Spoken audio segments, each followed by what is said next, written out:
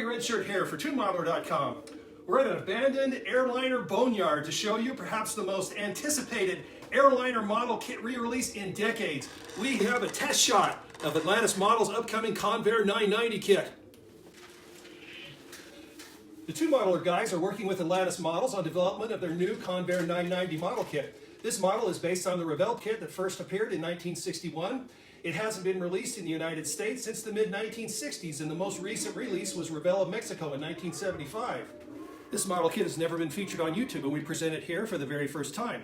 In late September 2021, Atlantis cracked open the molds of this model. No, that's not delicious cream filling gone bad. It's a wax preservative intended to prevent corrosion.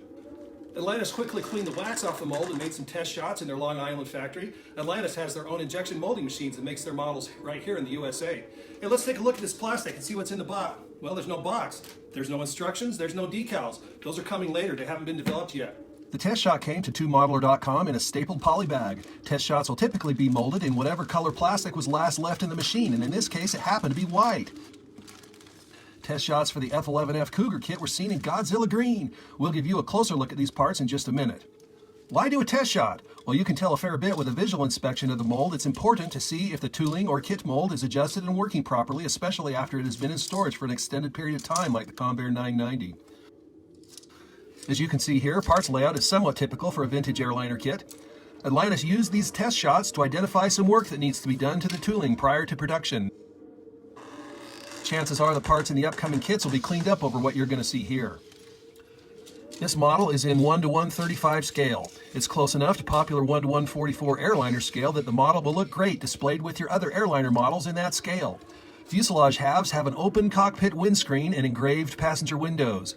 If you take a close-up look at the vertical tail, you'll note that the model has finely engraved panel lines and rivet detail. Check this out. This looks as good as a contemporary model kit, doesn't it? The workmanship is similar to Revell's original short-body DC-8 kit. The engraving is exquisitely done, and the fine details are actually a level better than the older 707 kit. You could paint the depressions representing the passenger windows with black paint or fill them and use decals. On this right side fuselage half, the doors are represented by those finely engraved lines. Note that there are no clear parts. The cockpit windows are open, and you can use Tester's Clear Window Maker and clear parts cement or fill them and use a window decal. Don't forget to add some weight to the nose when you glue the fuselage closed, or you'll have a tail sitter. On the left fuselage half, the wedge-shaped plug doors are separate parts. You can glue them in place or leave them open and scratch build a cabin floor and some seats and stuff near the doors to simulate an interior. There's a separate tail cone piece as well. The wings are in 2 halves each, also with nicely engraved flap, panel, and rivet detail. This is the wing top here at the bottom of your screen. Those aren't flap track housings on steroids, they're known as shock bodies that help the 990 fly a little faster into the transonic speed range. Notice the finely engraved detail here on the bottom of the wing. This is just amazing. The little brown stain in that gear well is probably just some preservative wax. Another purpose of test shots is to get all that stuff cleaned out. This sprue has engines and horizontal tail surfaces. On their Facebook page, Atlantis noted an issue with the tooling. The ejection pins are a tad short. You can see one of them here on the bottom of this horizontal stabilizer. Note the Revell copyright, that'll be modified to say Atlantis for the production version since Atlantis Models owns the tooling to this kit. Here's the other horizontal stabilizer and engine nacelles. There's a small amount of flash. It's not bad at all for the first test shots from tooling that's been unused for decades. The engine pylons are a bit on the thick side. Here they have some sinkholes, but it's likely that those will be minimized for the production versions of the kit. This kit is unique in that it includes the inner turbojet engines. Those parts at the bottom are intakes and exhausts for the inner turbojet stage. They sit concentric inside those large nacelles.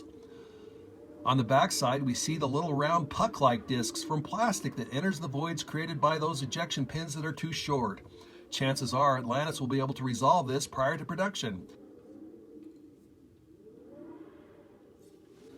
This sprue has landing gear parts, cabin doors, and the nose and tail cones that you see here. The posts on that nose gear look a little long to me. I'm going to trim them shorter when I glue the wheels on during my build. Main gear struts are a little reminiscent of Convair's B36, aren't they? Cabin doors were wedge-shaped plugs that slid up and out from the fuselage. The tires have the proper donut shape found on the Convair 990.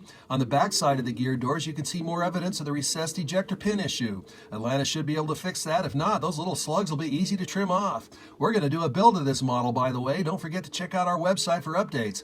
We have a detailed article about this test shot at 2modeler.com. Be sure and check it out. Thanks for watching. Hey, let us know in the comments what future kits you'd like to see from Atlantis Models.